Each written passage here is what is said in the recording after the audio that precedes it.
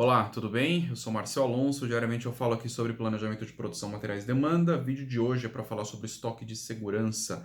É a dica número 4 sobre estoque de segurança e você precisa saber disso para você poder modelar o seu estoque de segurança da forma correta, tá? Esse é o quinto vídeo da série com a dica número 4. No primeiro vídeo fiz uma introdução ao tema, a importância do tema estoque de segurança.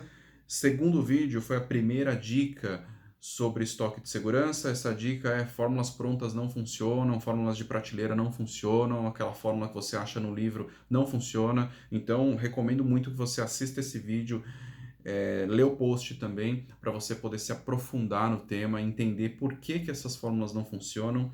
Dica número 2: construa uma base de dados, dica importantíssima, e isso vai servir de base para o que eu vou falar hoje. Dica número 3: seu modelo de negócios é diferente, a sua empresa é diferente, a forma de olhar os produtos é diferente, você precisa saber disso, tá? É super crítico você entender que o seu modelo de negócio é diferente. E hoje, dica número 4, ela vai parecer super simples, mas eu vou dar vários exemplos aqui, você vai entender que ela é simples, mas quando a gente começa a se aprofundar, tem muita coisa interessante que a gente consegue fazer com essa dica, que pode agregar muito valor quando o assunto é estoque de segurança e quando o assunto é planejamento de produção, materiais ou demanda. Essa dica serve para todos esses pontos, mas hoje o foco é estoque de segurança, tá? Então, que dica é essa?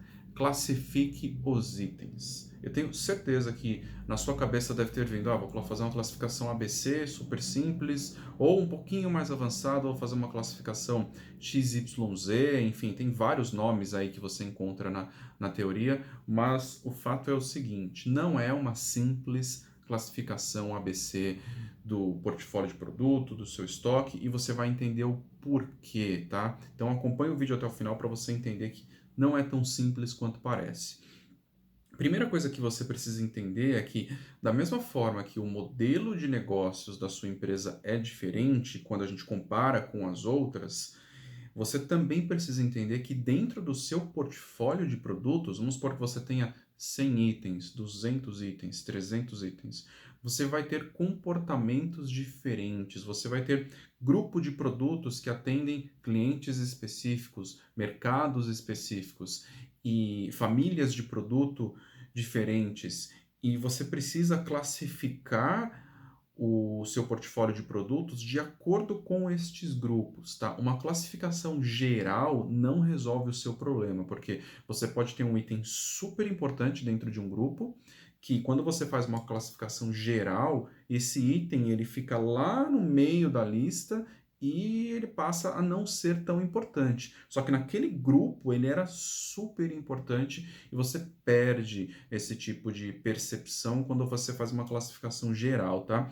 E a gente vai entrar aqui em alguns detalhes. Eu tô com uma cola aqui para você entender que tipo de classificação você pode fazer quando o assunto é estoque de segurança. E são dicas aqui, tá? Porque tem várias outras formas de olhar para o assunto. Primeira classificação possível: tempo de produção. Aí você deve estar se perguntando, mas como que eu vou colocar tempo de produção no estoque de segurança?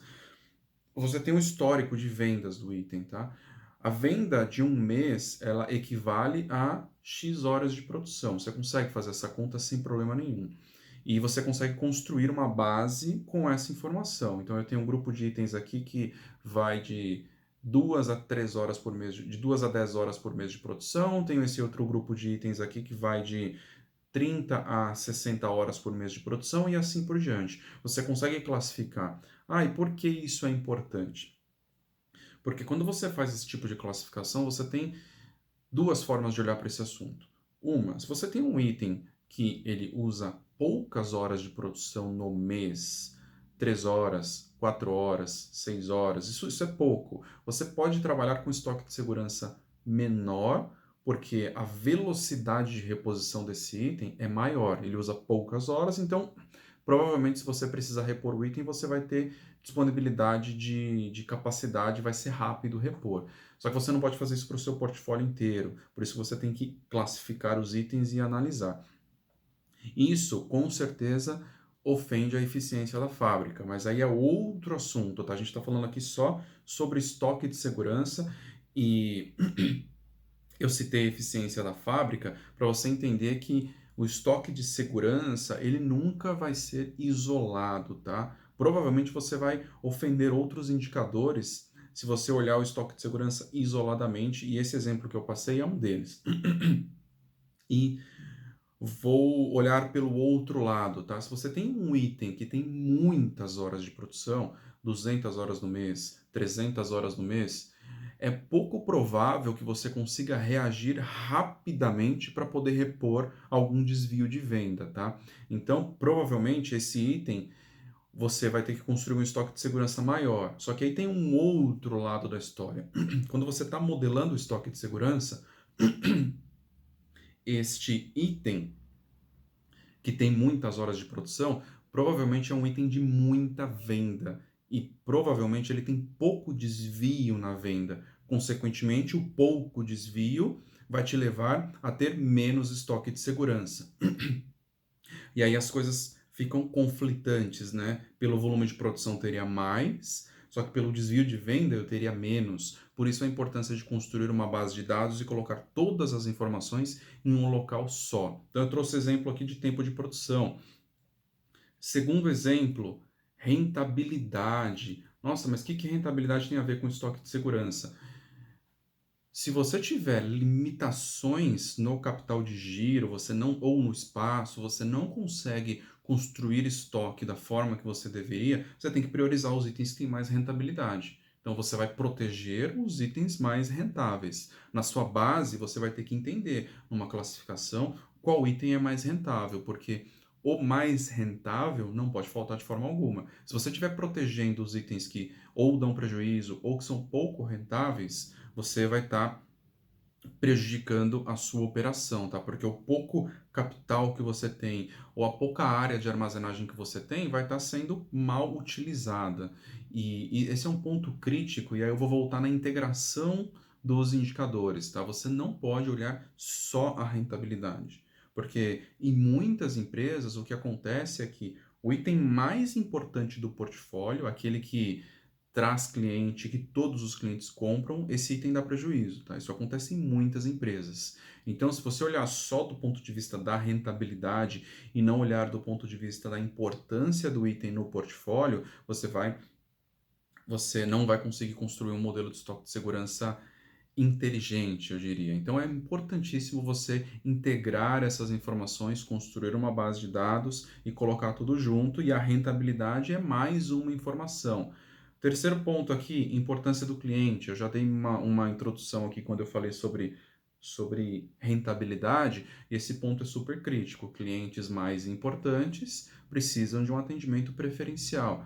E você pode pensar, mas eu não vou prejudicar algum cliente para poder atender melhor o outro cliente. Infelizmente, dependendo do porte da empresa, dependendo do capital disponível da empresa, você precisa fazer esse tipo de escolha, tá? Não tem como. Você protege com o estoque os melhores clientes, talvez até uma reserva de estoque ali para os melhores clientes, e aí os piores clientes eles não são tão protegidos assim. É importante você ter essa visão, porque o estoque não é infinito, tá? E se você não faz esse tipo de corte no seu estoque de segurança, você vai ter um estoque gigantesco tentando proteger tudo. Então, de novo, colocar na base de dados, selecionar por tipo de cliente, por importância do cliente, é outra forma para você poder estruturar um modelo de estoque de segurança que consiga ser eficiente, tá? Quarto ponto aqui importante, itens de sistema, tá? O que são itens de sistema? Pensa o seguinte, você pode ter um grupo de itens que compõem um sistema, ok? Então, para você poder vender aquele sistema, você precisa de 10 itens, por exemplo. Então, se você tem 9 itens do sistema e o cliente colocou um pedido do sistema e tem um item que está faltando, você não vai conseguir vender o sistema. Então, é importantíssimo que você tenha isso claro no seu modelo de estoque de segurança para você entender quais itens são de sistema. Se ele for de sistema, a proteção dele precisa ser maior, porque se ele falta, ele carrega a não venda de vários outros itens, tá? Então é importante você ter isso dentro do seu modelo de estoque de segurança também. E último item aqui, que eu já falei um pouco lá no começo, capacidade de produção. Item com ociosidade na capacidade e alto desvio de venda são conflitantes, tá? Se ele tem alto desvio, você vai precisar de mais estoque. Só que se ele é ocioso na capacidade de produção, você precisa de menos estoque porque você consegue repor rápido. Olha a importância de cruzar as informações. E aí eu estou falando aqui da capacidade de produção. O contrário também é válido. Se você tem um item ou um grupo de itens que é produzido num equipamento que tem 85%, 90% de ocupação, ele está tomado ali, a capacidade dele está tomada, você precisa, dentro desse grupo de itens, escolher alguns que terão uma proteção maior, porque suponha que esse equipamento quebre por 4 dias. Você já não vai ter capacidade para poder atender a demanda. Porque 4 dias do mês, vou falar 3 dias, tá? 6 dias, para ficar mais fácil a conta. 6 dias do mês é 20% do mês. Ou seja, você já tomou aquela folga que você teria na capacidade de produção. Se você não tiver proteção para estes itens, você vai prejudicar o nível de serviço, vai começar a faltar produto. Então, olha a importância de, primeiro, construir uma base de dados, isso é fundamental para você poder cruzar essas informações, e a importância de olhar cada uma dessas informações, tá? Claro que é impossível colocar tudo junto ali de uma vez. Um modelo de estoque é algo que você vai construindo gradativamente e outras informações vão entrando ali na sua base de dados gradativamente. Às vezes aparece algum problema que você não pensava e é uma informação nova que entra ali na sua base de dados. Por exemplo, vou trazer mais uma ideia aqui que não estava no script aqui, que eu não ia falar, mas é importante. Se você tem algum item que quebra demais, alguma ferramenta que quebra demais, com certeza você tem um grupo ali de itens na sua operação que quebra toda hora e, sei lá, deve representar 10%, 20% da sua operação. Esse grupo de itens precisa de uma proteção diferenciada. Da mesma forma, você tem aquele outro grupo que não quebra nunca, que colocou para operar, ele vai embora, assim, roda direto. E esse grupo que, quando você coloca para operar, ele não tem problema nenhum, você não precisa de tanta proteção assim. Então, de novo, eu vou voltar lá na dica 2, que foi o vídeo número 3. Construa uma base de dados e vou conectar com essa dica de hoje. Classifique os itens. Tem várias formas de classificação e você precisa encontrar aquela forma que atenda à sua operação, tá?